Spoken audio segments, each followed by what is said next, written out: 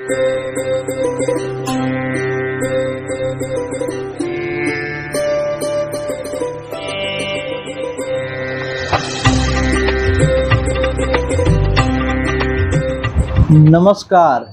प्रिय दर्शकों, हाजिर हूँ मैं। यदि भगवान सूर्य सप्तम भाव में हो तो जातक का जीवन, दाम्पत्य जीवन, याद रखिएगा इस वीडियो में हम किसी और चीज़ की नहीं, सिर्फ दाम्पत्य जीवन की बात करेंगे कि जातक का दाम्पत्य जीवन कैसा होगा। भाई छोटा इधर उधर से भी थोड़ी बात भटक कर इधर उधर की बातें हो सकती है, किंतु हमारा पूरा ध्यान दाम्पत्य पर रहेगा कि सूर्य ही नहीं बाकी अन्य ग्रह भी, नवग्रह भी यदि सप्तम भाव में हो तो जातक का दाम्पत्य जीवन कैसा बीतेगा, कैसा रहेगा। तो सबसे पहले क्रम में आते हैं सूर्य ग्रह, ग्रहों के राजा सूर्य।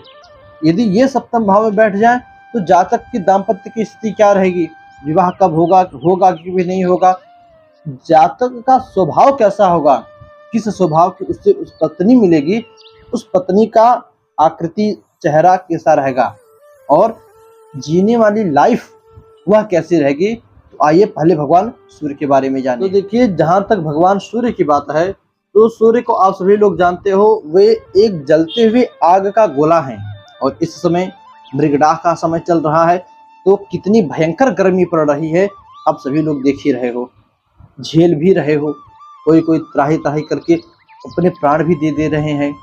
तो यदि सप्तम भाव में सूर्य अकेले बैठ जाए, याद रखिएगा अकेले बैठ जाए, तब तो वह जातक के जीवन को, दाम्पत्य जीवन को नर्क बना देते हैं। हमेशा कोई ना कोई कड़वाहट भरी रहेगी उस रिश्ते में। नीच के हो जाए तब तो और भी भयानक स्थिति बन जाती है। किंतु वही सूर्य अपनी राशि में बैठ जाए, सिंह राशि में बैठ जाए, बली हो जाए, तब अभी कहीं ना कहीं थोड़ी बहुत दिक्कत तो रहेगी, किंतु उन्हीं के ऊपर शुक्र अथवा गुरु की शीतल चंद्रमा की दृष्टि पड़ जाए तब थोड़ी बहुत राहत मिल जाएगी, किंतु दिक्कत तब भी थोड़ी ना थोड़ी चलती रहेगी। हमेशा जीवन में उथल पुथल, झगड़ा झंझट बना रहता है। अब इन्हीं सूर्य के जगह चंद्रमा बैठ जाए तो ऐसे जातक की पत्नी सुंदर होती है, गुणवान होती है, किंतु चंद्रमा बलवान हो, गुणवान होती है, सुंदर होती है, सौम्य भाव की होती है, शांत होती है, किंतु खराब के हो जाए चंद्रमा, नीच के, अस्त के हो जाए, मृत हो जाए और सप्तम भाव में बैठे हो अकेले, याद रखिएगा अकेले ग्रहों की बात कर रहा हूँ। अब इसके ऊपर किसी की दृष्टि पड़ेगी, कोई साथ में बैठा हो तो उसका भी प्रभाव कुछ ना कुछ होता है। तो आप भाई, आप वीडियो देखते देखते ज्योतिषी, खुद एक ज्योतिषी बन गए हो। यदि आप यह वीडियो देख रहे हो तो आप कोई आम आदमी तो हो नहीं सकते, आप ज्योतिषी हो, आपको ज्योतिष में रुचि है, तभी आप यह वीडियो देख रहे हो। तो सप्तम भाव में चंद्रमा की क्या स्थिति रहेगी, तो चंद्रमा के लिए कहा पत्नी सुंदर मिलेगी, सुशील मिलेगी, सौम्य भाव की मिलेगी, किंतु चंद्रमा उच्च का, बलि का हो, सही स्थान पर, नीच राशि में ना, स्व राशि का बैठा हो अथवा मित्र राशि में हो। किंतु वही चंद्रमा नीच की राशि में बैठ जाए, सप्तम भाव में नीच राशि उसकी हो और उसी भाव में वह बैठा हो, तो वही चंद्रमा, उसकी पत्नी सुंदर तो रहेगी, सुशील भी रहेगी, किंतु झगड़ालू रहेगी, अपना काम दूसरों से निकालने में चतुर होगी, अपना काम दूसरों से कैसे करवाना है बहलाकर फुसलाकर, वह उसके अंदर गुड़ कूट कूट कर भरा होता है। इतनी बात पर उसका टेम्परेचर हाई हो जाता है, गुस्सा अत्यधिक आता है उसकी पत्नी को।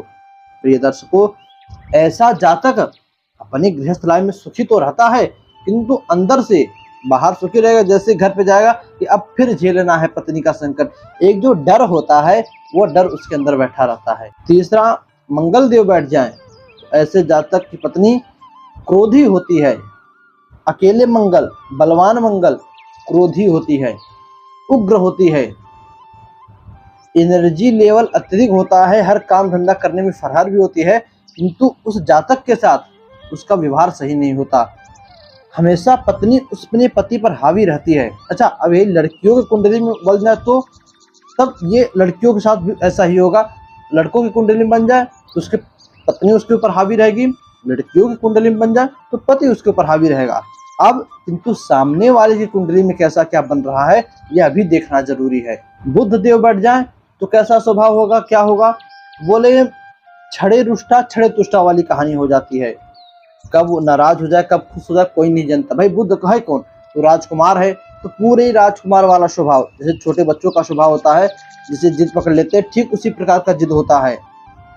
इनके अंदर होता है कि इनकी बात सब माने, ये किसी की ना सुने किंतु इनकी बात सब माने, ये जो कहे वो काम हो, और ना हुआ तुरंत मुंह लटक कर जाता है कि अब मेरा काम ही नहीं हुआ, मुझे कोई मानता ही नहीं, कोई मेरी बात सुनता ही नहीं, तुरंत नाराज भी हो जाते हैं। गुरु की बात करें तो गुरुदेव यदि सप्तम भाव में बैठ जाए तो पत्नी ज्ञानवान मिलती है, गुणी मिलती है। उस जातक की पत्नी के अंदर एक ऐसा स्वभाव होता है, एक ऐसा गुण होता है कि उसी गुण के कारण वह जानी जाती है, भैया इसकी बीवी, इसकी पत्नी इतनी गुणकारी है, या सिर्फ ये काम सिर्फ वही कर सकती है। किंतु वही गुरु नीच के होकर बैठ जाए, अस्त हो जाए, डिग्री वाइज कम हो जाए, या पापक ग्रहों की दृष्टि की चपेट में आ जाए, तब दाम्पत्य जीवन खराब हो जाता है।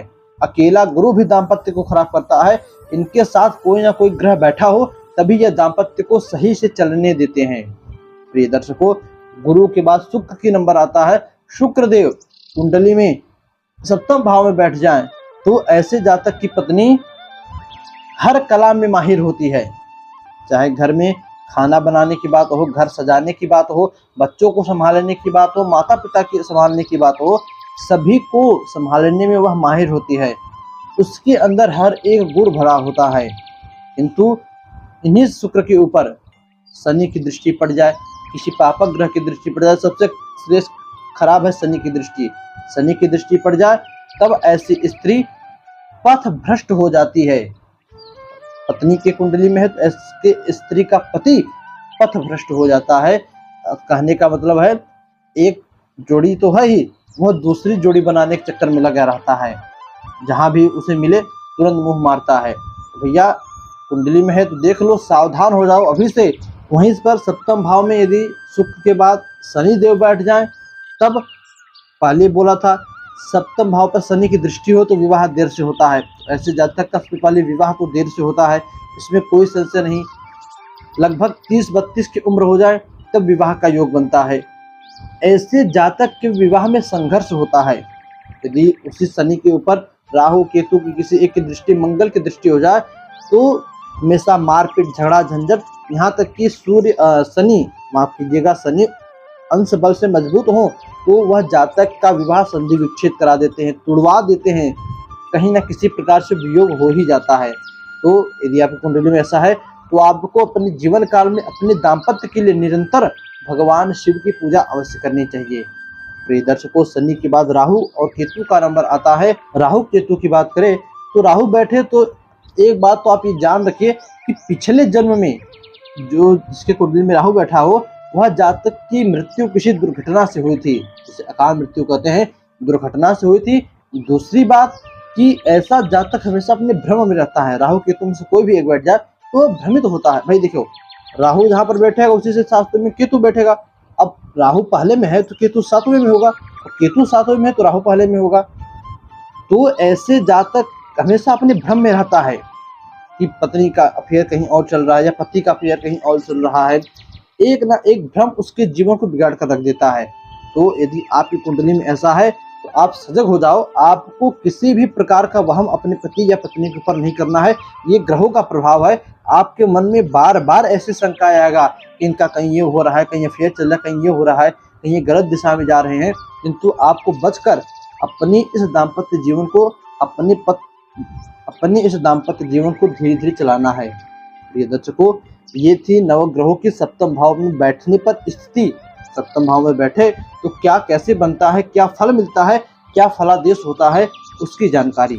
तो देखिए, जहाँ तक अपना ज्ञान था, जहाँ तक हमने समझा सका आपको समझाया।